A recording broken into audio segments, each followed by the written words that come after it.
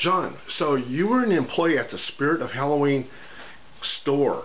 So what was some of the things that were going on over there? Well, when we first moved in there, which was around August, we heard strange noises, bangings, knockings, that we didn't know where they were coming from. And then we heard footsteps on the roof, and then actually walking around the store itself, and just voices, mumblings and grumblings that were just unintelligible, but we kind of just didn't think anything of it. I kind of did, because since I was an investigator, I want to kind of like delve into it more deeply. And the manager knew that I was a paranormal investigator / ghost hunter. And then all the employees found out about it, and they would come up to me and say that, well, they've had experiences themselves. They each had, every single employee had an experience, and they would tell me, saying, oh wow, I've had this, I've had that. One of the employees would come up and tell me that she thinks that she has a little bit of psychic ability, and she was so looking forward to the investigation that we're doing, and something happened, couldn't make it. And then as we started setting up the store and working in there, the bangings and knockings would persist, but they would do it at the same time every night. They would usually start around midnight or so. That's when it would start, and then it would increase aggressively all the way up to like 2 a.m. The latest we've ever stayed in there was about till 2 a.m. and that's when it really started. We had a construction worker in there who was working upstairs. He was the only one in the building. Actually, he and the district manager were the only one in the building at that time. He was upstairs, heard a door slam, came running downstairs and said, were you asked the district manager if she was upstairs? She said, no, I've been down here the whole time. And he looked at her and said, well, I heard a door slam upstairs, and I said, I'm out of here, I'm not staying here anymore. And the district manager herself told me, after she found out that I was a ghost hunter, about her experiences in there, and it kind of freaked her out. She's kind of chills to this day, and there are certain parts of the building that she won't go. Our manager, when I first started working in there, would took me around. She said, man, this place is creepy, you know. And then she and her husband gave me a tour of the building. There are places in this that she told me that she wouldn't go to, and they took me to those places.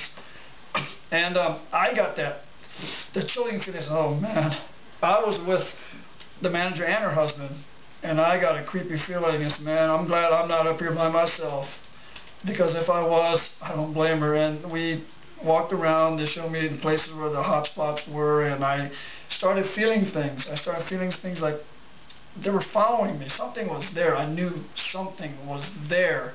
And I said, man, I have to bring our team in here to really investigate this place.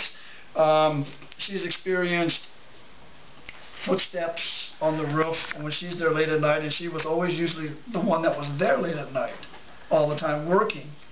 And because she was that kind of person, she was that kind of manager.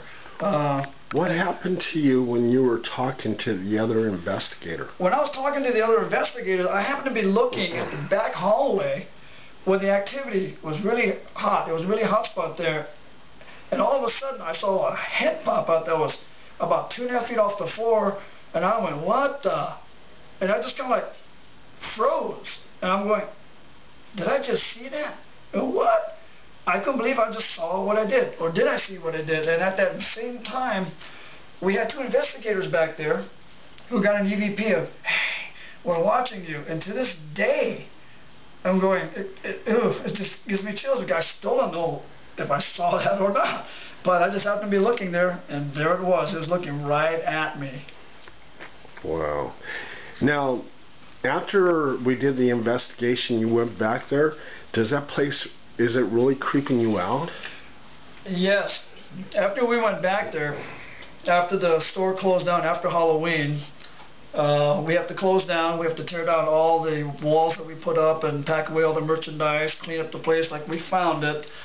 And one of the employees came to help that day, and she knew about the head that I saw that popped out. And then she just happened to go back there on a break and actually saw an apparition of a little boy back there. She came running to tell me.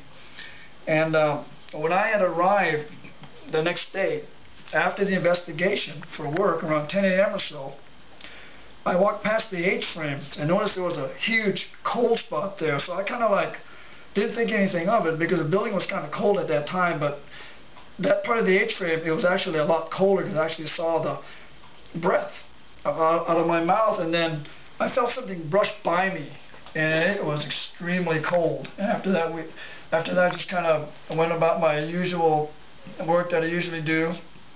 And toward the end, because we're usually in the building about a week after we close for the season to do all our packing up and cleaning, we did kind of a mini investigation, because one of our investigators was so excited, you know, for our investigation. He wanted to be there so bad, had to wind up working overtime that night. So he kind of missed out, and he was the one that actually heard Molly crying. So he and I, after work, around 4 o'clock or so, he and I kind of like did a small mini investigation, just the two of us, and we walked around the back area of the building. We hadn't even got upstairs yet, because there's activity upstairs, and most of the activity is in the back area of the store.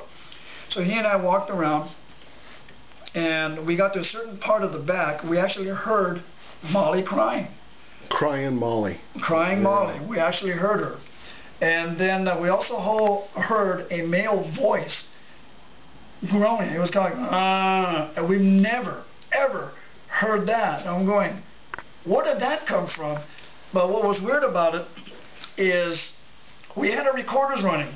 The recorders didn't pick that up, but our own ears did. And as we were walking around, taking pictures, doing EVPs, there were footsteps that were behind us, kind of like they were following us, trying to see what we were doing.